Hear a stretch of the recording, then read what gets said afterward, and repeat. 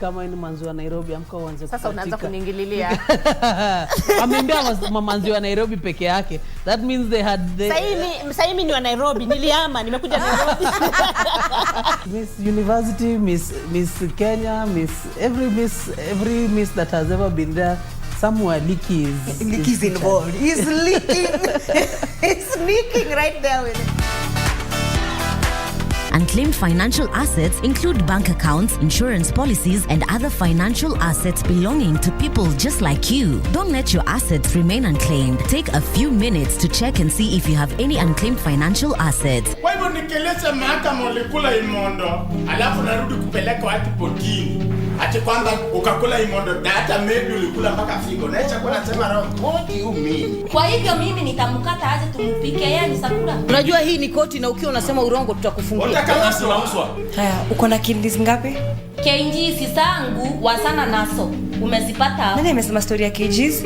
Umeuliza aje? Simply visit www.ufaa.go.ke, dial *361# or visit Huduma Center near you. Labda umeomoka na ujui? The Unclaimed Financial Assets Authority. Receive, safeguard, reunite. To get the PIT as your skiza tune, dial *811*397#. You may be in the pit. You do not see how you could get out.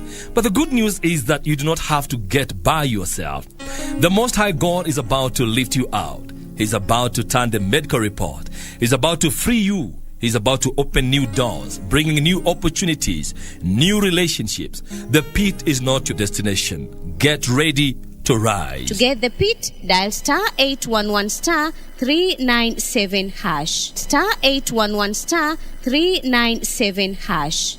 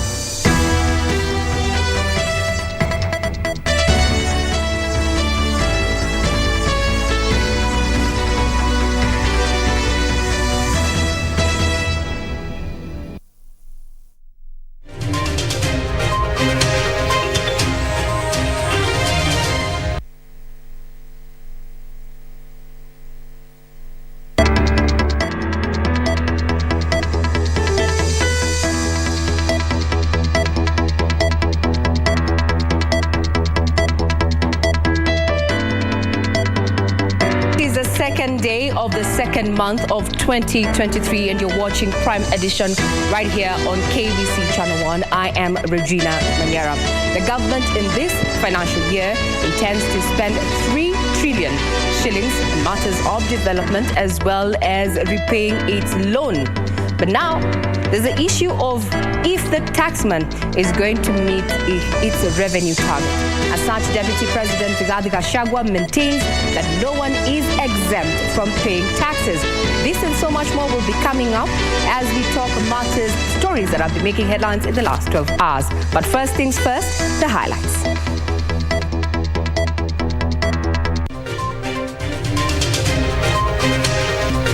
No more tax exemptions, asserts Deputy President Rigathi Gachagua. Gone too soon. Nakuru quintuplets die hours after birth. Plans are underway to reopen the Kenya-Somali border.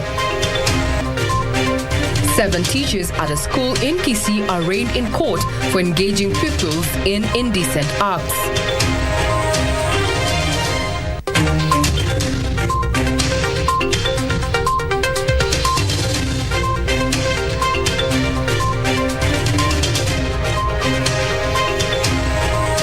Good evening, this is Prime Edition and I am Regina Manyara. Our sign language interpreter tonight is none other than Lady Lucy Mora. Now, Deputy President Rigathi Gachagua says every Kenyan has an obligation of paying tax and no one is exempt. Rigathi says the government is magnanimous enough to sit down with tax defaulters and evaders to agree on how they will repay their arrears. Deputy President Rigathi Gachagua, while closing a parliamentary seminar in Mombasa, reiterated the government's ambition to boost national revenue by going after the rich who have been evading to pay taxes for years. If you are in a hole, don't continue digging. First stop digging and figure out how to get out of the hole. And one of the ways of getting out of the hole is collecting tax from everybody. It doesn't matter how far back it goes. And also stopping exemptions. Nobody will be exempted from paying tax in this country. And if you want to be exempted from paying tax, you buy an advert in the newspaper and apply to the people of Kenya. The President, the CS National Treasury will not exempt anybody from paying taxes. The Deputy President indicating the government is open to negotiate with the defaulters on how they intend to settle their arrears. So let those who have not been paying taxes not get jittery. Just make arrangements. You have not been paying tax, well, lipa kodi. And if you have a problem with what we are asking you to pay, we are open for discussion. Ya Mungu ni ya Mungu, ya Kaisari ni ya Kaisari. It's very simple. It's in the Bible. Given the government projects to collect at least 2.4 trillion shillings locally to fund the 3.3 trillion shillings budget, the need to expand the tax bracket to finance the deficit of 1 trillion cannot be overemphasized. The 2.2 trillion is enough for servicing public debt and paying salaries. We have to borrow money for development. And that money we are borrowing for development, the people who are in office, they were lending money from government to their own banks at 14%, at 12%. This country was sinking into a hole that will not get out. So we stopped that borrowing, and we are saying instead of borrowing, let those who owe Kenya money pay. The Deputy President's remarks came at a time a UDA senator has written to Kenya Revenue Authority seeking tax audit on businesses owned by former first families in Kenya. Geshuke Washira, Prime Edition. The taxman there has been hard-pressed to ensure that it has met its revenue targets for this particular financial year, with even suggestions and recommendations to have their tax system integrated with those of telcos so that they can monitor transactions on mobile money transfers, including pay bills. We'll be keeping tabs on that particular development. Now to sad news is that quintuplets born to a 25-year-old Nakuru woman have died. The 5 babies born at the Margaret Kenyatta Mother Baby Unit at the Nakuru Level 5 Hospital died hours apart. The 5, who are all born prematurely at 25 weeks and delivered through a C-section on the 31st of January. They are now, despite the tragic news, well-wishers camped outside the hospital to support the couple.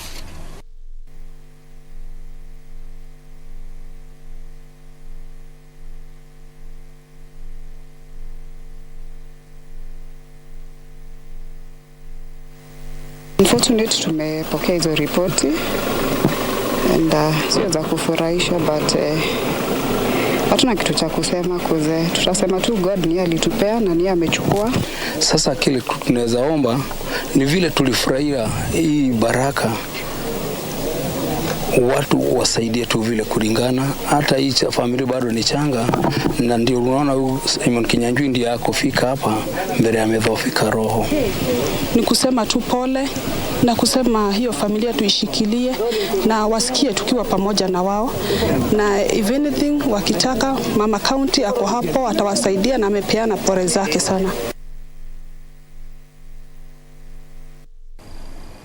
Quite unfortunate. May their innocent souls continue resting in peace. Now on to matters security. Interior Cabinet Secretary Kithure Kindiki says plans are underway to reopen the Kenya-Somalia border that was closed 10 years ago.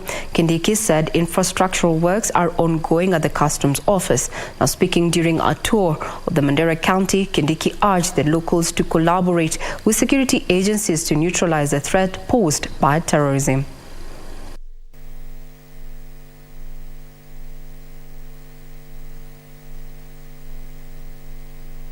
Nataka niwahakikishie ya kwamba tutafanya vyovyote vile kutafuta rasilimali ya kutosha ya kuwaunga mkono na kuwaunga maafisa wetu mkono hapa ili mshirikiane nao tuondoe hii janga ya magaidi na watu ambao wanaleta balaa katika nchi yetu. Ninajua hapa mpaka wetu umekuwa umefungwa kwa muda zaidi ya miaka 10. Our border with Somalia has been closed for a period of about 10 years. Sisi kama serikali ya Kenya tukishirikiana na serikali jirani ya nchi ya Somalia tumesikizana ya kwamba ni vizuri kuwe na mahali maalum na halali mahali watu wanaweza vuka mpaka ili kuwe na biashara ambayo itakuza hii town yetu ya Mandera na pia Bulahawa katika pande ile nyingine ya Somalia. Now, 7 primary school teachers arrested for subjecting pupils to indecent acts will remain in custody until Friday, when a KBC court will make a ruling on whether they continue being detained as investigations continue. Now, the 7, whose action was the subject of a viral video, have already been interdicted by the Teacher Service Commission. KBC Law Courts Thursday morning. 7 teachers from Itumbe Primary School were arraigned before Senior Principal Magistrate Paul Biwot for subjecting pupils into an indecent act in a video that went viral. Prosecution seeking to detain the suspect for 14 days to enable police conclude investigations. The 7 accused persons who are before the court being held in custody, you come for the ruling at 9 a.m. The 7, Drusella Mora, Angelica Masia, Catherine Mokeira, William Isoka, Gladys Kwomoka, Evelyn Mora and Obadiah Nyaribo were arrested on Wednesday and detained at Nyangusu Police Station. The Teacher Service Commission has moved to crack the whip by interdicting them, and they are now required to stay out of office during the duration of the probe. In a statement, TSC is demanding that the suspect make a defense statement within the next 21 days. Education Cabinet Secretary Ezekiel Mashogu said they will face disciplinary action and be dismissed if found guilty. For Prime Edition, I'm Ben Troinjue. Now, the National Police Service Commission wants female officers to be allocated 30,000 shillings maternity dress allowance for every pregnancy under the current uniform arrangement. Speaking during the presentation of the Police Reforms Recommendation to the Police Reforms Task Force, National Police Service Commission Chairman Eliud Kinothia said the police uniform is not gender responsive when it comes to female officers who are pregnant. The 23-member task force chaired by former Chief Justice David Maraga on Thursday received recommendations by the National Police Service Commission proposing, among others, maternity dress allowance of 30,000 shillings during pregnancy for female officers.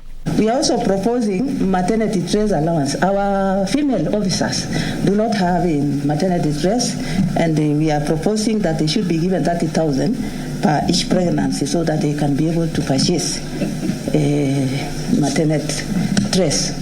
The commission led by Eliud Kinuthia also recommend for increase of the basic salary of a police constable by 79% to compensate for the long period police officers have stayed without a rise in the basic salary. All through from COVID time, the last money that the constable saw was that 560 Kenya shilling increment. We have survived through a difficult time, all of us as Kenyans, but we are also aware that we work in different circumstances. It's our humble submission that your task force will see this area as a matter of urgent and priority so that police officers can put money in their pocket. Even the letters that those officers are holding have a rider to them which said that it will be that their terms and conditions of service will be reviewed. So from the onset in 2019, we set out to review those terms. But you know, government operates within a certain limit, and negotiations to have this done have always not met very positive response. Additionally, the Commission also recommended enhancement of the hardship allowance for members of the National Police Service at the rate of 30% of the basic salary, saying it will help cushion police officers from hazards arising from work. We also recommend to establish and equip referral and rehabilitation centers in all the regions. Currently, we only have one referral facility, which is at the Chiromo, which is not able to cater for all the referral needs across the country. So if these centers can be decentralized in all the regions to address the issue of mental illness of the officers, this could actually be able to address the situation. The task force appointed by President William Ruto continue to receive recommendations relating to the welfare of officers, terms and conditions of service and other reforms. Ben Chumba, Prime Edition. The maternity allowance there for uniforms is quite progressive, if I may say so. Now the government has rejected demands by the Council of Governors to increase the funds allocated to counties by 118 billion shillings. Deputy President Rigathi Gachagua says the government can only afford 73 billion shillings on condition that the revenue target of 2.2 trillion shillings is achieved, noting that the government was already lagging behind by 3 months in disbursing the funds, and he continued to call for patience.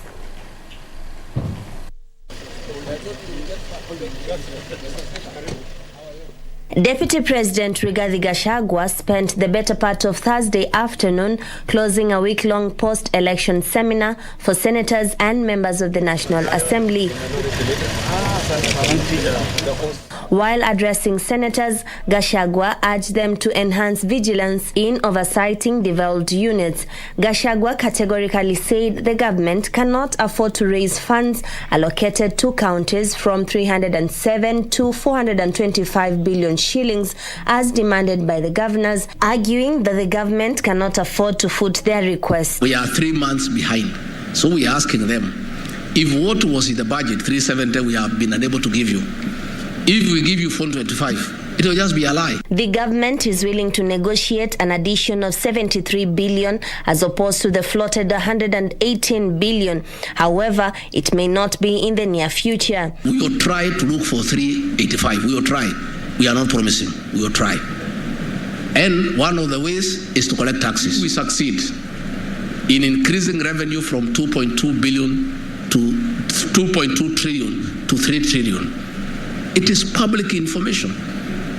We'll just sit again with the calculator. Gachagua further urged county chiefs to appreciate the country's economic status. As the matter comes before you, apply your discretion.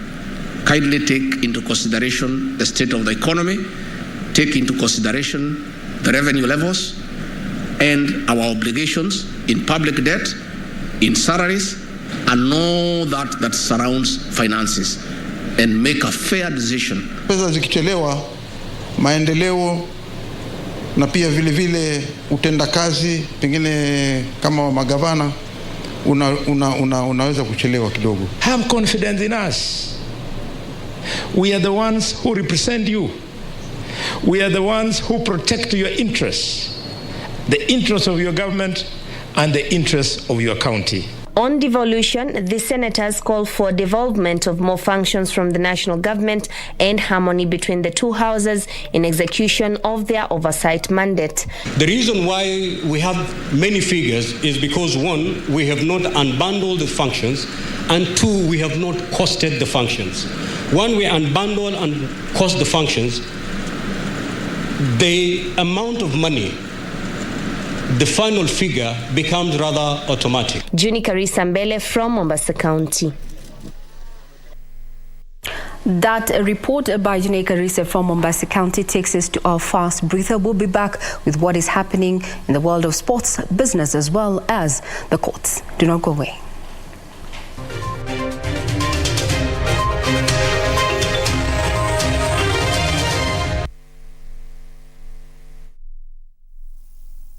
Commodities Fund is a government agency under the Ministry of Agriculture and Livestock Development mandated to provide low-cost financing to crop sector in Kenya. The fund informs clients, stakeholders and members of the public in general that we have relocated our Nairobi offices from Railways headquarters to Utalii House 11th floor along Utalii Street off Uhuru Highway. As from 1st February 2023, our new postal address is Commodities Fund Utalii House 11th floor, Utalii Street off Uhuru Highway, PO Box 52714, code 00200 Nairobi, Kenya. For farms operations, agro-processing, value addition, working capital, access loans at an interest rate as little as 3% per annum.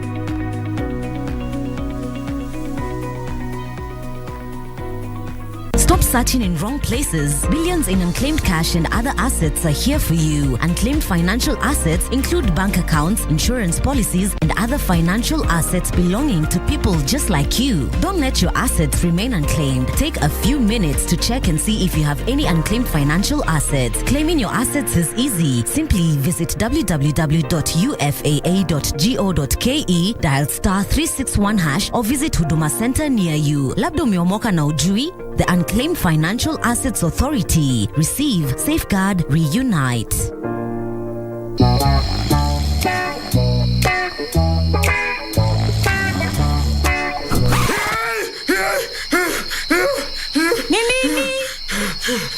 Nimesahau kucheza Loto Moto. Usisahau kucheza Loto Moto. Shinda milioni 2 kila siku kwenye M-Pesa. Chagua lipa na M-Pesa. Paybill number 757070. Account number andika neno Loto. Kisha weka star na nambari yako ya simu. Weka kiwango chochote cha pesa kuanzia shilingi 50 hadi 2000. Aulali. Lipa kisha subiri draw. Welala. Nitakutimizia ndoto zako. Milioni 2 usiamini. Ujumbe huu umeidhinishwa na BCLB.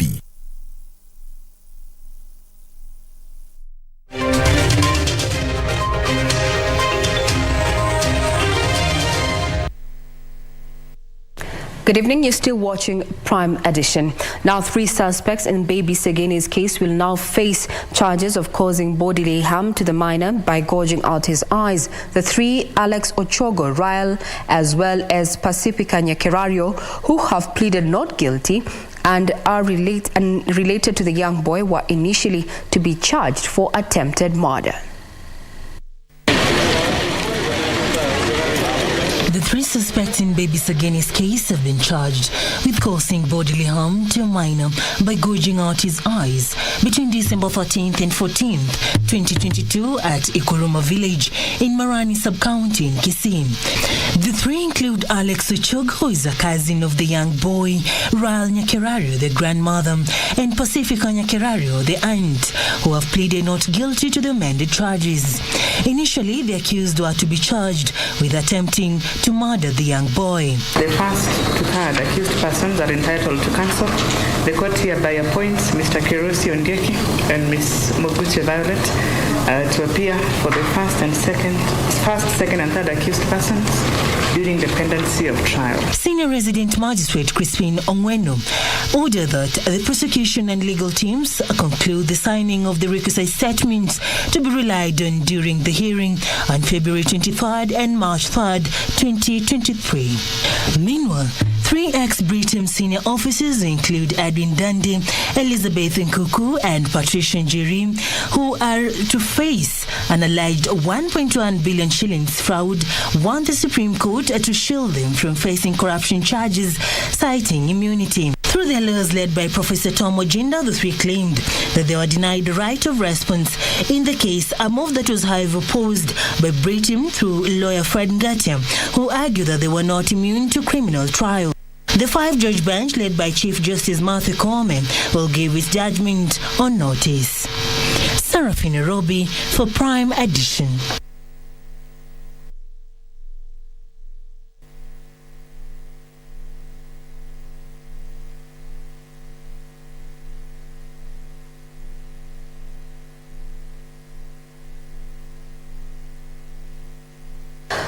Now, the government is set to roll out the National Social Health Insurance Fund starting the 1st of July as part of its universal health coverage agenda.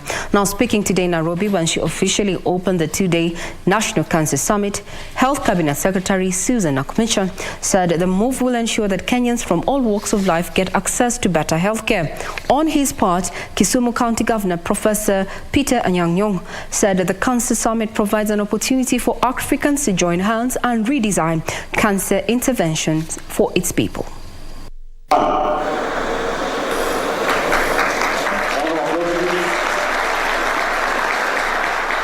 Cancer is the third leading cause of death in Kenya.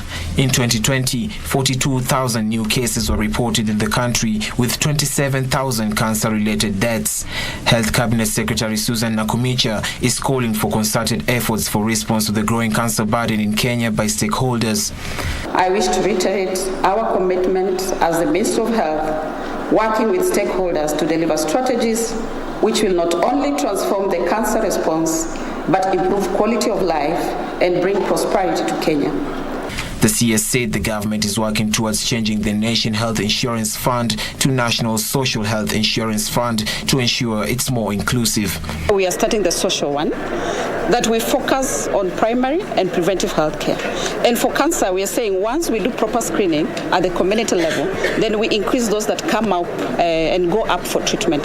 So we want to have the social one so that everybody is taken care of at the base.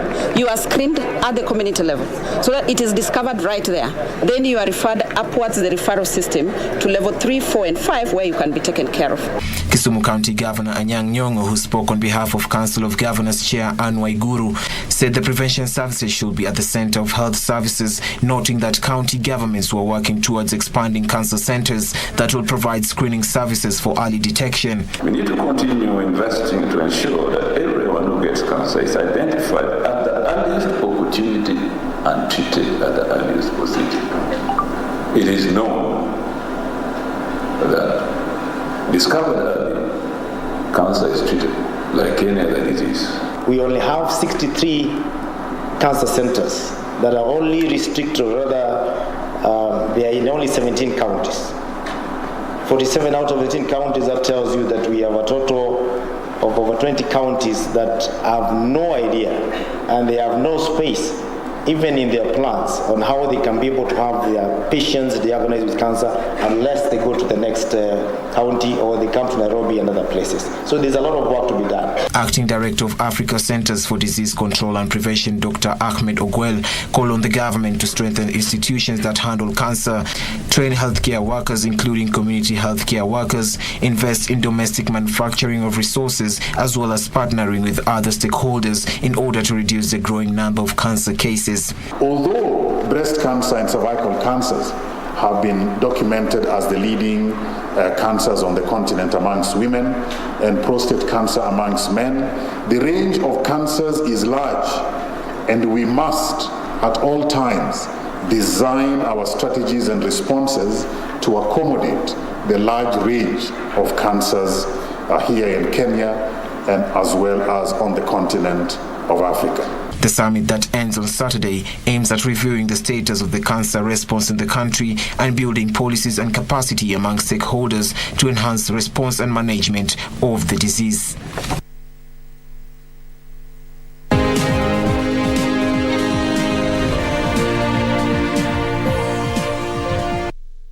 Now we speak business, where Cooperatives Cabinet Secretary Simon Chelugui has renewed calls on SACCOs to come up with a central liquidity system that will facilitate them clear checks and borrow from each other.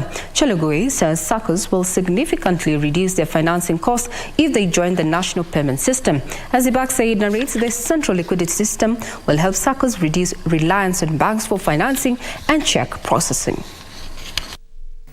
The Cooperative Bank is holding its inaugural two-day Cooperative CEOs Forum Roundtable to focus on how the cooperative movement can step up support to micro, small and medium-sized enterprises. Here, Cooperative CS challenged SACCOs to move with speed in setting up a central liquidity system to enable them to lend each other and avoid higher charges on cash borrowed from banks. I will be developing another consultation, Marang, so that the SACCOs can tell me when we engage with them and partner, how will they manage the savings? How will we collect the savings? We'll have a central deposit savings which is now going to be running parallel with the Hustler Fund. So as you lend, we deduct. We'll agree on the percentage of deduction so that all that money is pooled, and we hold 70% for 60 years as a pension for these hustlers. And the other 30% can be accessed within 1 year. If successfully rolled out, SACCOs will reduce reliance on banks for funding, electronic funds transfer, check issuance, and processing.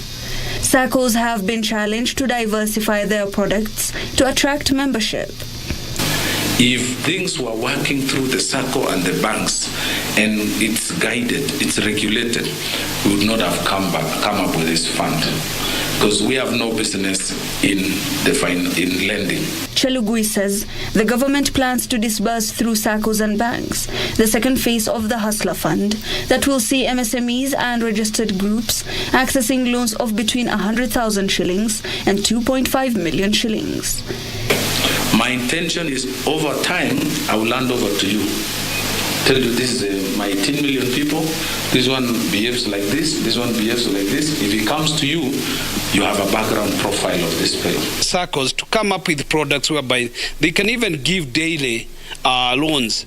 We have Chirocs, which give loans to SMEs in the morning and they pay in the afternoon. We have other digital money lending, which give out money in a daily basis and you pay, or even in 2 weeks' time. So we would encourage the SACCOs to come up with the new products whereby I can get money in the morning and pay with a small interest in the evening. He says in future, borrowers will be assessed based on their credit score systems, which will then advance to a savings score system. Since its launch in November last year, over 18 million Kenyans have borrowed 16 billion shillings from the Hustler Fund and repaid half of the borrowed amount. 8 million Kenyans repaid the Hustler Fund loans within the stipulated 14 days, while 4 million borrowers settled in a month. Hibak Said for Prime Edition. Now, the number of products accessing the European market on professional terms such as duty-free and quota-free basis is set to drastically increase if Kenya and the European Union conclude the economic partnership agreement. European Union Ambassador to Kenya, Henriette Gega, says the deal might be concluded in August this year.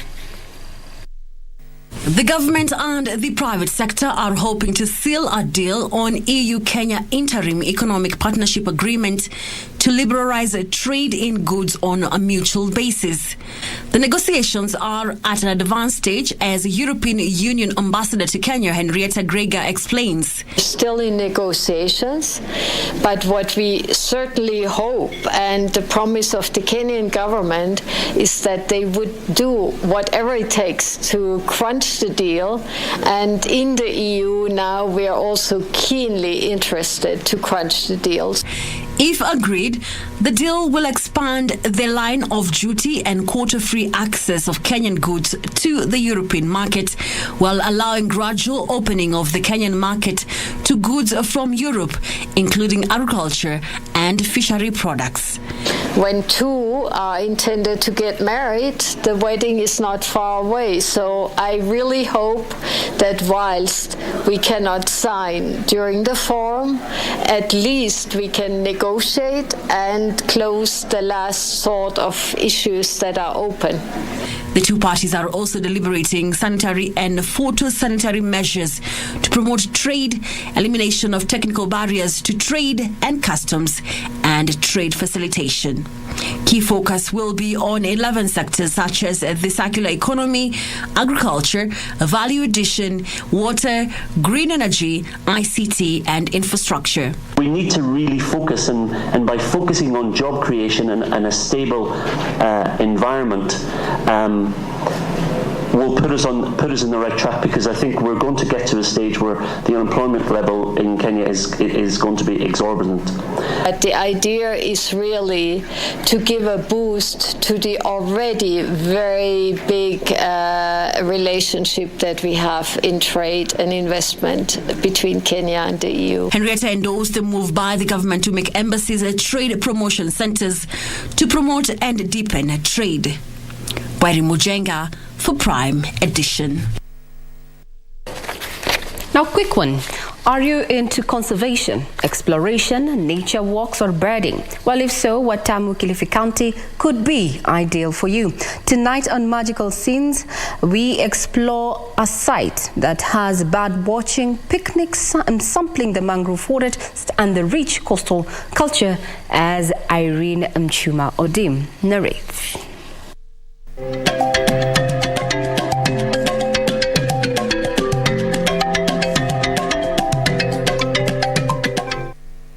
Irene Mchuma Odim, Magical Sense.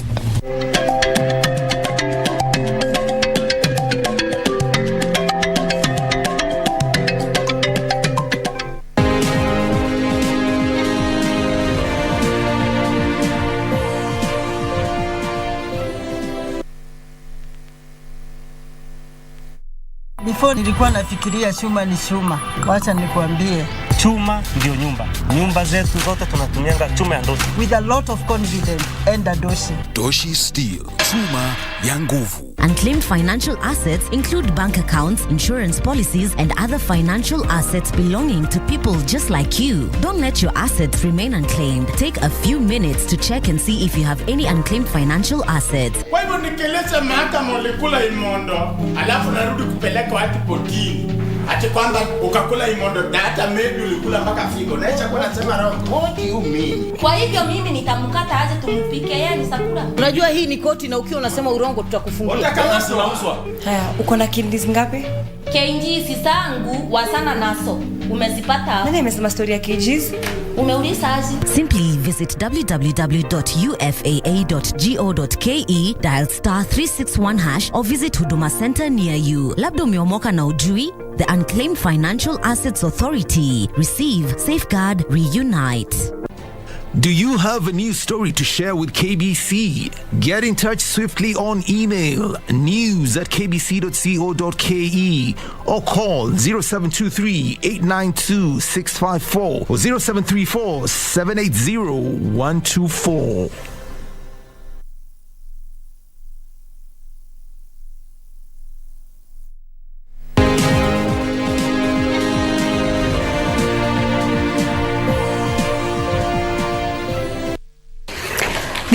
The Commercial International Bank of Egypt has committed to focus on digital economic investment and provision of credit to small and medium enterprises. This follows CIB's Egypt's full acquisition of Mayfair CIB Bank Limited after the purchase of the remaining 49% of its shares. Frederick Mwaki with the details. Commercial International Bank of Egypt says it will focus on digital economic investments after fully acquiring Mayfair CIB Bank Limited. Hussam Raga, the Mayfair CIB Managing Director, says the bank is ready to support small and medium enterprises in Kenya as it aims at expanding its operations into the East African region. We are looking to be focused more on digital expansion. So we're going to do a digital platform inside the bank, and that digital platform has, substantial amount of investment.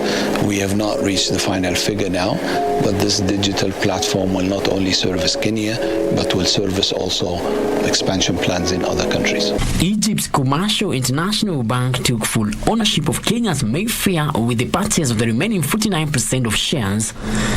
The bank entered the Kenyan market in April 2020 with a takeover of a 51% stake.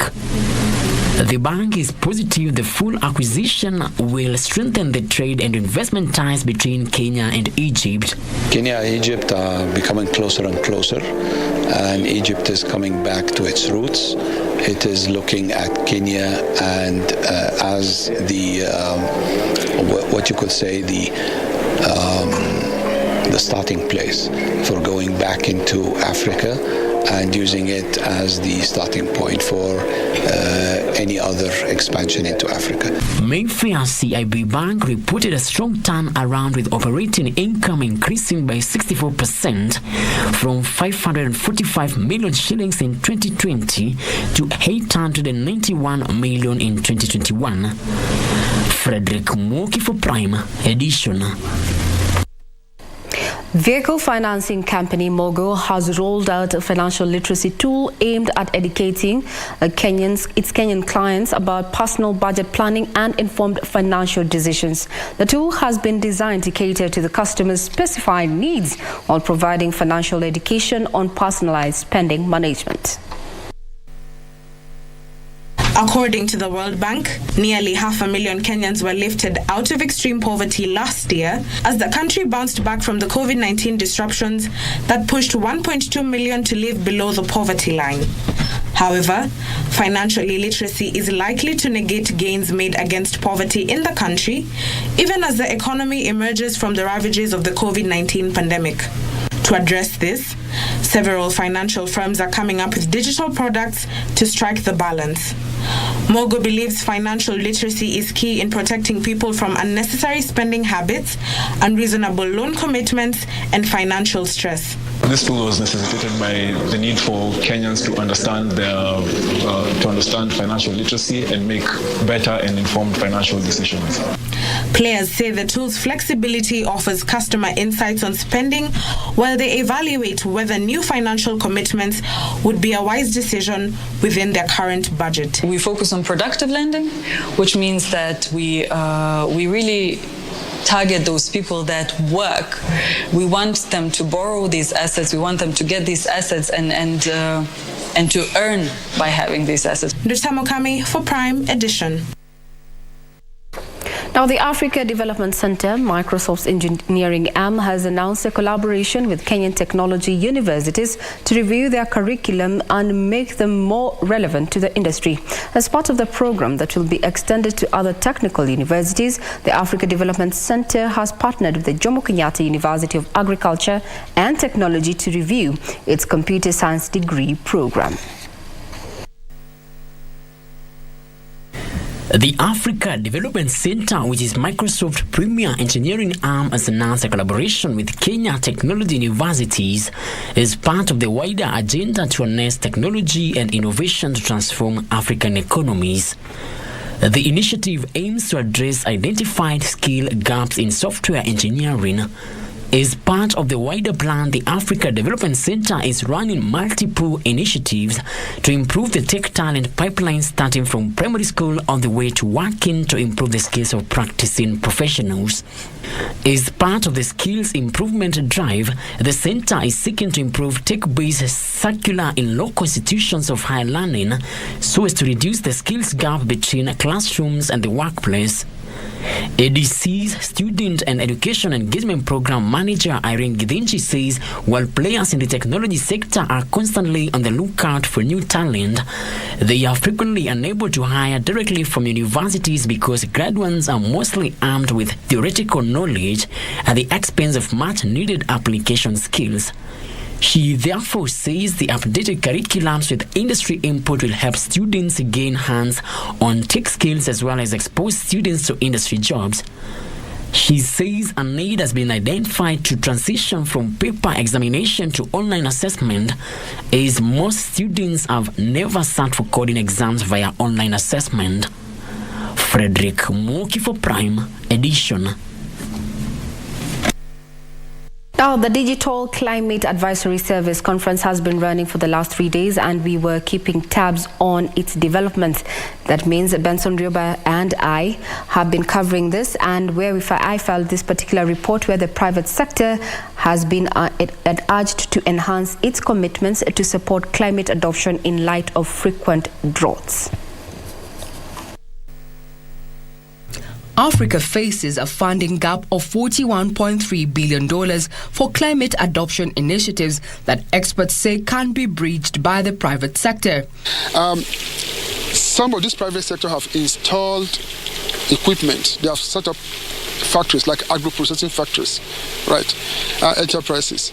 They rely on agricultural production for their raw materials. So if climate change impacts on productivity and the productivity is low, that means the opportunity for this private sector and the machinery that they have installed to be able to get raw materials to continue to run their industries will be impacted as well.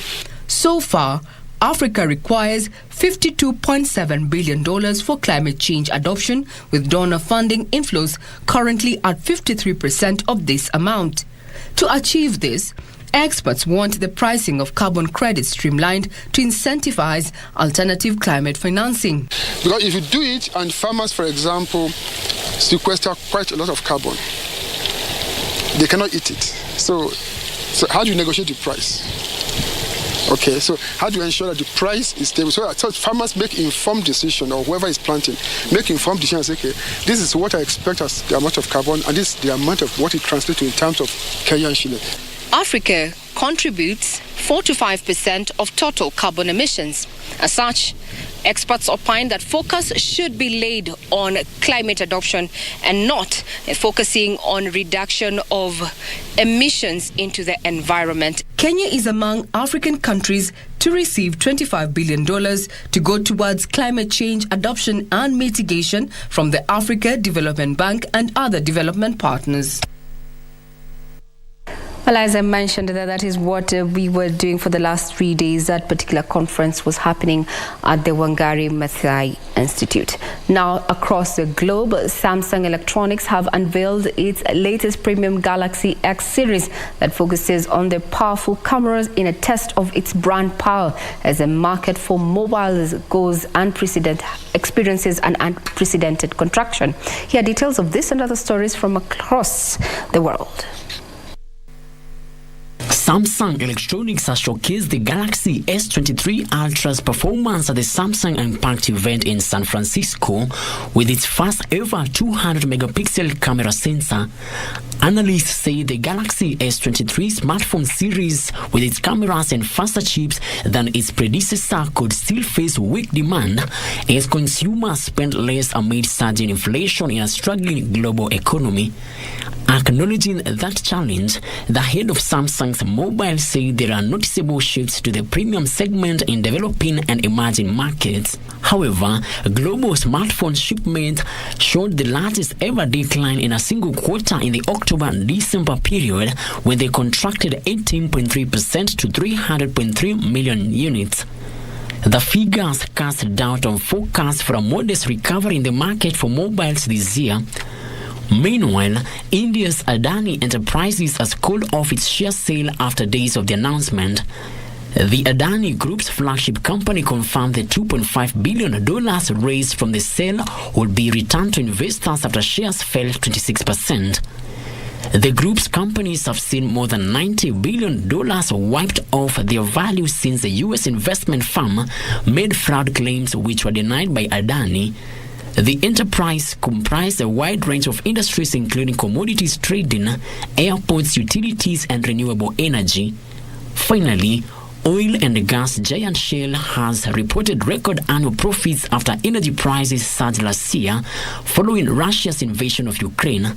The company reported adjusted earnings of $39.9 billion for 2022, the highest in its 115-year history. The profits have heaped pressure on oil and gas companies to pay windfall taxes as households struggle with inflation. Last year, the UK government introduced a windfall tax called the Energy Profits Levy on the profits of oil and gas firms to help fund its scheme to lower gas and electricity bills. Well, that puts a cap on matters business, but we're not done here in Prime Edition. Up next is none other than Karen Kibet with what has been happening in the sporting world.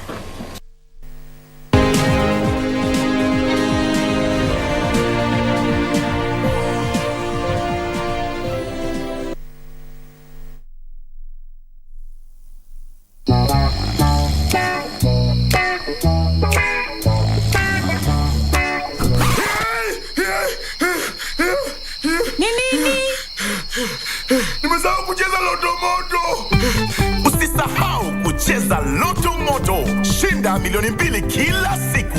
Kwenye M-Pesa, chagua lipa na M-Pesa. Paybill number 757070. Account number, andika neno Loto. Kisha weka star na nambari yako ya simu. Weka kiwango chochote cha pesa kuanzia shilingi 50 hadi 2,000. Aulali. Lipa, kisha subiri draw. Welala, nitakutimizia ndoto zako. Milioni 2 usiamini.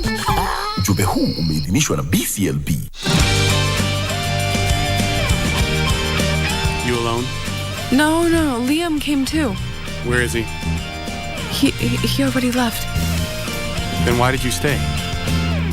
I'm leaving now. I'm not the one that got drunk tonight. It was Harvey. What? He almost mistook me for an intruder. Huh? Ever since you dragged me into this, you haven't stopped talking about Harvey Bai. Harvey Bai, Harvey Bai. Is there anything else at all in your life? I really don't want to hear any more about this. Do you know what you've done recently? What I've done? Vivian, I didn't do anything. You are dishonest. And you're cunning. And you're cowardly. That's not immortal style.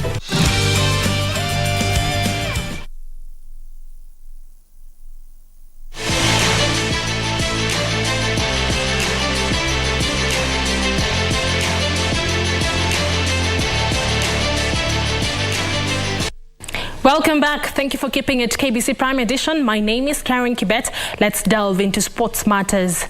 Newly crowned Kenyan Volleyball Federation National Women's League champions Kenya Pipeline have set their eyes on playing in the final of the Africa Club Championship. This was revealed by tactician Paul Gitau when the team was hosted to a breakfast meeting by sponsors Kenya Pipeline Company. While presenting a check of 1.2 million Kenyan shillings as a reward for winning the league title, Kenya Pipeline Managing Director Joe Sang reiterated the company's support to the team as they embark on preparations for the Africa Club Championship slated for March and April this year, with the host nation yet to be announced. As we celebrate them, we are telling them that they need to prepare hard for the Africa Championship, which is coming up in about 2 months in Cairo. And we are fully behind them. We are going to support them, and we are going to give them all the support, the moral support that they need, the financial support, and we are sure they'll emerge victorious in Africa. Kenya Pipeline won the league title after defeating KCB by 3-1 in the playoffs at the Kasarani Indoor Arena. Winning is sweet, and it's my first time to be in a place where I can say winning is really sweet, because winning has opened a lot of doors for us, a lot of opportunities for us, and now we are really enjoying the fruits, and we will never let it go. The victory saw the Oilers recapture the league title after a 5-year wait. I have 21 players in my list. For the next 2 years, I am not bringing anyone in Kenya Pipeline. The chapter is closed. I have 6 young members in my team, the youngest being 17 years old. Pipeline emerged top of the round-robin playoff with 9 points, 4 ahead of KCB, who finished runners-up for the 3rd year running. Black Falcons were held to a 46-46 draw by Githurai Cheetahs on day 3 of the ongoing Kabaddi League at the Kasarani Indoor Gymnasium. The league is being used to select a national team that will participate in the forthcoming International Kabaddi Championship set to be held in March in Bangladesh. Githurai Cheetahs bagged a crucial point in the league after holding Black Falcons to a 46-46 draw. Following the draw, Githurai Cheetahs coach Felix Opana said his charges will now focus on their mistakes ahead of their next game against the University of Nairobi Tigers. They're doing good. I just like encouraging them each and every time to just do one match at a time. The first thing that I have to do, I have to encourage them more by tightening the loose ends that they're having, and then I think they'll be good to go. Stephen Amalo of Black Falcons was named a man of the match. The match was a bit tough because my team undergraded the Githurai. So first half we played very well. The second half my team relaxed. And next time we're sure I'm strong. And even though I have some injury, but next time we're going to beat the KU. In another match, Kasarani Lions humbled Kiambu Blackers 53-47. The overall winner of the month-long tournament, which culminates on 28th of next month, will be awarded cash prizes and trophies. 2 bottom-placed sides will be relegated, while 2 other sides will gain promotion to feature in the second leg of the Elite Championship. The second leg is expected to be held in May. The league is being used to select a national team that will participate in the forthcoming International Kabaddi Championship, set to be held in March in Bangladesh. Thank you, King Ori, for that report. Moving on, Morocco is bidding to host the Africa Cup of Nations for the first time in history in 2025. Among the main venues in the bid is a Mohammed VI Sports Complex in Rabat. The stadium has 2 modern training facilities beside the 2 main football pitches, an indoor and outdoor playing field. The Mohammed VI Football Complex exemplifies as one of the best football centers in the world, while Morocco's impressive rail and road networks could be added advantage. The bidding process for the 2025 were opened by CAF in October last year, in which member associations were invited to express their interest, whose deadline for submitting declaration of interest form was November 11th, 2022, and December 16th as deadline for submitting final bids. On January 5th,